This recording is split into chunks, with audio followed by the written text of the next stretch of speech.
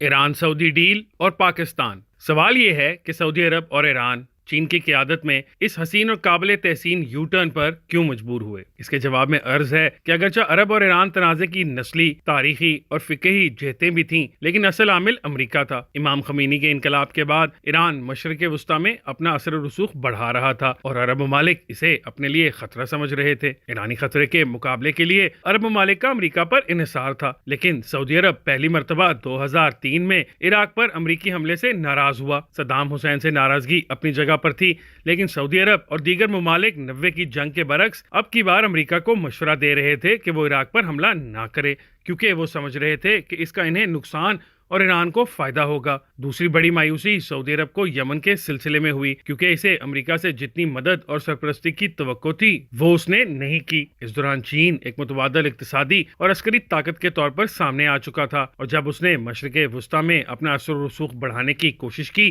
تو سعودی عرب اور یو اے ای وغیرہ نے اس کا خیر مقدم کیا۔ اسے امریکہ نے اپنے لیے خطرہ اور ایک لحاظ سے سعودی عرب کی گستاخی سے تعبیر کیا۔ چنانچہ اس نے جمال خاشقگی کے معاملے پر سعودی عرب کو بلیک میل کرنے کی کوشش کی، لیکن بلیک میل ہونے کی بجائے سعودی قیادت نے نہ صرف دورہ سعودی عرب کے موقع پر امریکی صدر جو بائیڈن کے استقبال میں سرمہری کا مظاہرہ کیا، بلکہ جب جو بائیڈن نے خشوگی کا معاملہ اٹھایا تو اس کے جواب میں محمد بن سلمان نے انہیں ابو غریب، گوانتنامہ بے اور افغانستان میں امریکہ کے ہاتھوں انسانی حقوق کی پامالی کی مثالیں دے کر کھری کھری سنائیں۔ امریکہ سے مایوسی کے بعد سعودی عرب نے یہ فیصلہ کیا کہ وہ اپنے سیکیورٹی خطرات کو کم کرے۔ چنانچہ عرب ممالک نے امریکہ کے بغیر اپنی بنیادوں پر اسرائیل کے ساتھ پالیسی تبدیل کی، ترکی کے ساتھ مخاصمت ختم کر لی، قطر کو بھی دوبارہ دوست بنایا، لیکن سب سے بڑے عامل چین کو سرمایہ کاری کے مواقع فراہم کر کے امریکہ پر انحصار کم کرنا شروع کیا۔ دوسری جانب ایران جس قدر عرب دنیا میں امریکی اثر و رسوخ سے پریشان تھا، اس قدر وہ چین کی آمد سے خوش تھا۔ ایران نے اگرچہ پراکسی وار کے میدان میں بڑی حد تک سعودی عرب پر یمن، شام اور لبنان میں سبقت حاصل کی تھی، لیکن اقتصادی پابندیوں کی وجہ سے اس کی معیشت شدید دباؤ میں ہے۔ علاوہ ازیں عراق اور آذربائیجان میں اسرائیل کے اثر و رسوخ کے بڑھنے سے بھی وہ خوفزدہ تھا۔ اسے ایک طرف امریکہ اور اسرائیل کی مشترکہ کارروائیوں کا ڈر ہے تو دوسری طرف اسے زیادہ خطرہ اسرائیل اور عرب ممالک کی تعلقات کی بہتری سے محسوس ہوا۔ ایرانی قیادت سمجھنے لگی کہ اگر عرب اور اسرائیل کا اس کے خلاف اتحاد ہو گیا تو یہ امریکہ اسرائیل اتحاد یا پھر امریکہ عرب اتحاد کے مقابلے میں اس کے لیے کئی گنا زیادہ خطرناک ہو سکتا ہے۔ حجاب کے معاملے پر خواتین کے احتجاج سے اسے اندرونی خطرات بھی محسوس ہونے لگے۔ چنانچہ جب چین کی ثالثی میں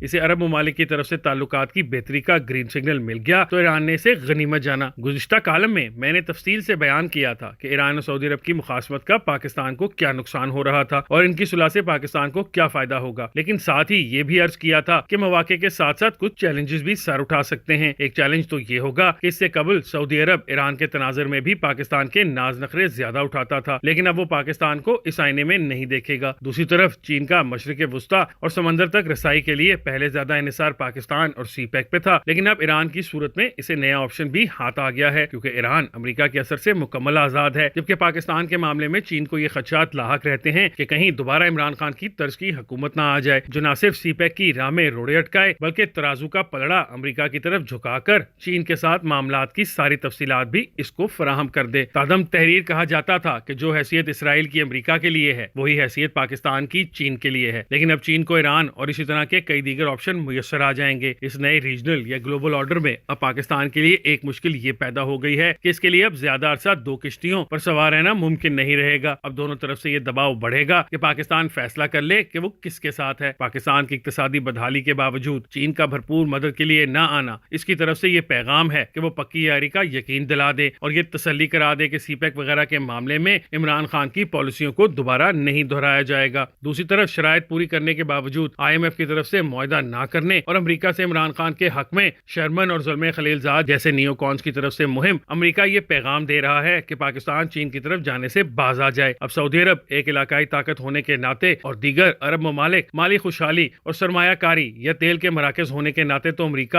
اور چین کو ساتھ ساتھ چلا سکیں گے اور کوئی ایک بھی ان کے آگے لکیر نہیں کھینچ سکتا، لیکن پاکستان کے سامنے اب اشاروں کنایوں میں لکیر کھینچی جا رہی ہے اور بہت جلد واشگاف الفاظ میں طرفین کھل کر بھی مطالبہ کرنے لگ جائیں گے، اور ظاہر ہے کہ پاکستان کے لیے کسی ایک کو نہ کرنا اتنا آسان فیصلہ نہیں۔ اسی طرح ایران اور سعودی عرب نے تو اپنے لیے خطرات کم کر دیے، لیکن پاکستان کے لیے ہندوستان اور افغانستان کے چیلنجز بدستور موجود ہیں جو اسے بڑی طاقتوں کا محتاج بناتے ہیں۔ سوال یہ ہے کہ کیا انڈیا اور پاکستان بھی ایران اور سعودی عرب سے سبق سیکھ کر اپنے تنازعات حل کر سکتے ہیں؟ بدقسمتی سے سردست جواب نفی میں ہے۔